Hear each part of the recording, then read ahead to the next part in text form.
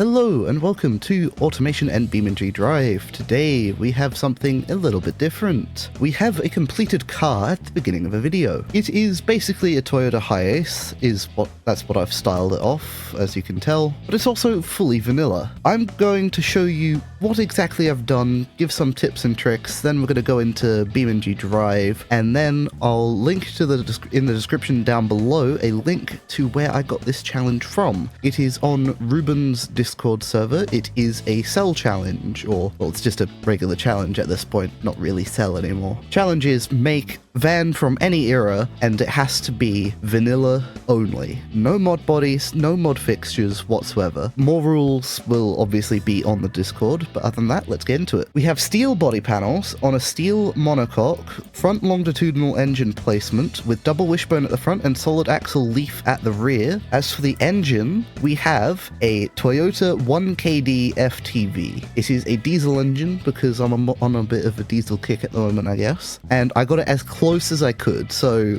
as you can see, it's 1cc off because automation's weird. It's got 4 extra horsepower and like 40 extra newton meters of torque, and it spools about 100 RPM too early. It's got cast iron for the block and then aluminium head. It's dual overhead cam, 4-valve, forged crank, heavy duty forged con rods, heavy duty cast pistons, and a balancing mass, which is balancing shafts. It has VVT for all the cams, a 16:1 compression ratio, which realistically should be about 17 to 18 to 1. Basically no cam profile because I just needed this thing to just produce less power, as well as I've loaded the springs and lifters to bring the power down. It has an RPM limit of 4,200, just like the real thing. As for the turbo, single turbo, just a regular wastegate, variable geometry compressor, direct injection common rail, standard intake manifold. It's running on E10 because you're limited to 92 RON. As for the exhaust, just regular mid-headers, two-way cat, and a reverse flow muffler. This is what it sounds like inside of automation. It will be different in beamng.drive, and I'll go through how to change that with you as well.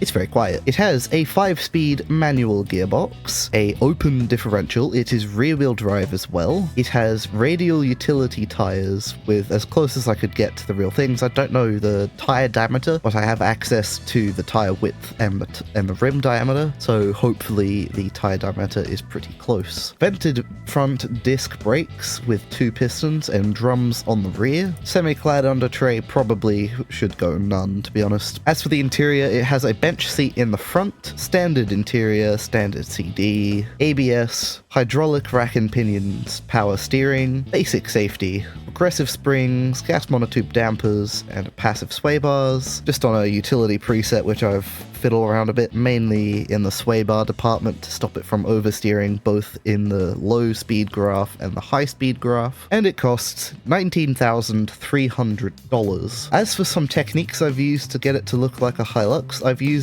this grille here, which is around the sort of styling it has, and I've used these side protection pieces to make up the actual mesh. So these can be found here, very top, well, usually very top, depends on mods. Automation does like to move things around for whatever reason, but usually they can be found up the top here. And I've done the same for this bit here. You can see white underneath there. It's because I've used a different bumper. For whatever reason, this mod body, the front bumper doesn't actually go up as high as it does on the real thing. To mitigate that, I've used this bumper here and set these things below to be forward from it, and so these cut out to allow it to be see-through, but from a distance and the right angle it looks pretty good. As for the rear, to get the tail lights in the correct spot, I used 3D placement to angle them. You can change between 2D and 3D just by pressing 2 and 3 on the keyboard, and so I moved it over, angled it using this one here. Oh goodness, let's Control C that, and press 2, it will then 2D with the angle you have, and then it will conform to the body, meaning it doesn't press that, it doesn't look like that. So it actually looks considerably better. As for the interior, as you'll see, if I go to trim body, this normally doesn't have windows. What I've done is I've just taken the sunroofs, just the default in-game sunroof, and stuck it on the side of the car, and then with the interior I've taken this pillar fixture and set that to 1, whereas the sunroofs are set to 2, so it will just cut out the bit of the window that we want. So as you can see, this bit here is a bit of a mess. It's very angular, and also that's just bare body, like that's just the underside of the paint, whereas as you can see everyone else, it's mostly, here is fixtures, but they're very dark from far away. It's mostly fixtures. These pillar bits are a pain in the butt and I refuse to do it, and same with around the front door window. I've done it to the best of my abilities, but yeah. Also, by default, this seat is not wide enough, so I've had to make it wider, but then it's all out of proportion for the back of them. Thankfully, these seats come separate, so I've just made the seats normal sized and used this center fixture, which I've used here, just to fill in the gaps. Footwell leaves stuff to be desired, like pedals and legroom, but I've done the best I can, and I hope you appreciate the amount of effort I've put into this. Like, I've even done the wheel wells, but it's all working and working well. I shall see you in beamng.drive, and I hope you found my tips helpful. So here we are in beamng.drive. As you can see, this car has some issues. First of which, the side window is not transparent. We don't want that. Windows aren't double-sided, that's why you can see through on the inside. Second problem, engine is quiet as a mouse. We'll go through how to not only change engine sounds, but make them louder and quieter as well without changing your volume settings. Third thing, if we turn up the particulates on the exhaust, as you can see, the exhaust comes out of the wrong place. It comes out of this bit here, this bit that I'm circling with my mouse. That is where the exhaust that is auto-generated connects to the exhaust fixture. We don't want that, we want it to come out of here. Again, I'll go through how to do that in code. Very, very simple. Go through that in a moment. To solve the issue of the glass not being transparent in beamng, I believe all we have to change is the glass from being this translucent one here to being windows. I believe that should fix the issue. Like magic, the problem is sort of solved. It is incredibly dark for whatever reason, but it is transparent, which is good. I'm personally okay with it being this dark color. As you can see, it's dark here too, so I assume we might be able to create our own glass paint. Here we are, windows, and got a roughness slider, but no transparency slider. Here we are. Might be able to do this with the glass, make it more transparent. We'll try this. Moment of truth. Excellent. We now have transparent glass at the back. If you're okay with it being tinted to the default tint of automation, then just go ahead and use the first method. If you want it to be the same transparency as the rest of your glass, use this method. As for the exhaust sound, now that is a bit more complicated than just changing some fixture materials in automation. We need to go into the J-beam, because as you can see, this is the point where the actual particles come out of. So we need to move exhaust 16 down to here. Let's go through how to do that. To access the J-beam of your car, preferably you're going to want to untick pack car, or whatever it actually says, I've already forgotten. That way it will export already in your beamng unpacked folder here. As you can see, we've got my car here, but if you don't want to do that, or simply what you have to do is press escape, go to mods, in the mod manager, click on your mod and click unpack. And then from there, you can just open in Explorer. If you already know how to access your car files, good for you. Let's go further into the car. Starting off, I'm going to delete the art file. Do not delete this file unless you are changing your engine sounds. It will completely get rid of your automation engine sounds, and you'll have to re-export the car to get them back. After this, go into vehicles and then into the name of your vehicle, and you'll be greeted with this mess of files. What I like to do is I like to go view and then details. details. From your mod's vehicle folder, you're going to want to go into the hash code for your vehicle. It's randomized, and so it will not always be 8B829. Go in there, and then you'll see a whole bunch of files. One of those being camzo_engine_structure_hashcode.jbeam. You don't see the .jbeam, that's fine, you just don't have file extensions enabled. Before we open this file, I want you to download Notepad++. It's free, just Google Notepad++ and download that. Way better than default Notepad, especially for what we're doing, because we can Control-Z more than once, which kind of important. So once you've done that, you're going to want to left-click on it to have it highlighted even when you move your mouse away. Afterwards, right-click it, and then you should see an option saying open with ... If you do not see that option, what you're going to want to do, probably on Windows 11, click View More Options, and you should see Open with ... Click that, it will come up with a screen asking you what application you want to open it with. Click View More, and then in that View More list, you should see Notepad++. If you do not see it, you're going to want to click Select Other Application, or whatever it says, and then browse through your folders until you find where you installed Notepad++.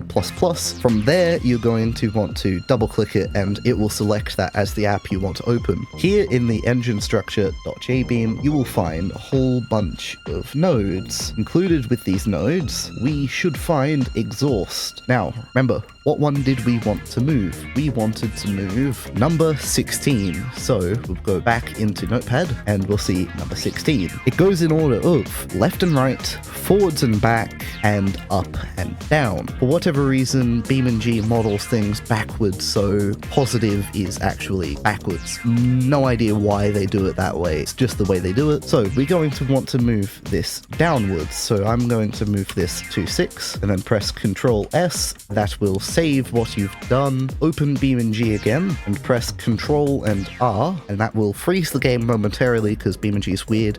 And we've lowered the exhaust. As you can see, the rest of the exhaust, they're not quite happy. So if we just rev it up, you can see it comes out of basically the correct place now. I've actually gotten that quite good. You can go a bit further into it, move it to your liking. Don't believe you need to move these nodes. You might want to move number 15 to about here in the exhaust, but for now, that's pretty good. On to the engine sounds, and that's a bit different. Going back into File Explorer, go out of the hash code and into beamng_hashcode. This is your engine, and you're going to want to double-click the engine JBeam, and that will open into this file here. It will open at the top. We're going to want to scroll down all the way until we see sound config exhaust. What you're going to want to do is open up a link in the description, which will take you to this non-dark mode webpage here. This is a spreadsheet, not sure who it's created by, but I found it from Ruben again, and it has a list of all the engine sounds in beamng.drive. We're going to want the i4 diesel engine sound, so we're going to want to click on this and press Ctrl-C. For these ones that have the names here, you're going to want to click on them and just drag your mouse whilst clicking with left click to select just this bit here. That way you're not inserting all of the rubbish into the code, which will not work. So just Ctrl-C, back into Notepad++, hover over all that, which is the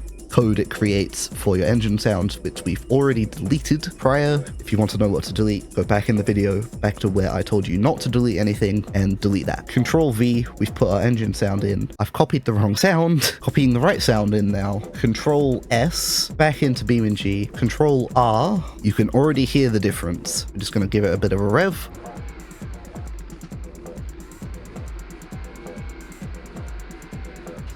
That's what I wanted. It's a bit loud at the moment though, so what we're going to want to do is go back into Notepad++ and lower this main gain here. Normally, by default for automation cars, it's at 7.5. You're going to want to crank that up to about 30, maybe. Probably not 30, that's a bit extreme. 30 is also the max, by the way. Maybe 15 for automation sounds if they're as quiet as that last one was. But for now, we're going to lower that to 4.5, and hopefully back in beamng it's a lot quieter.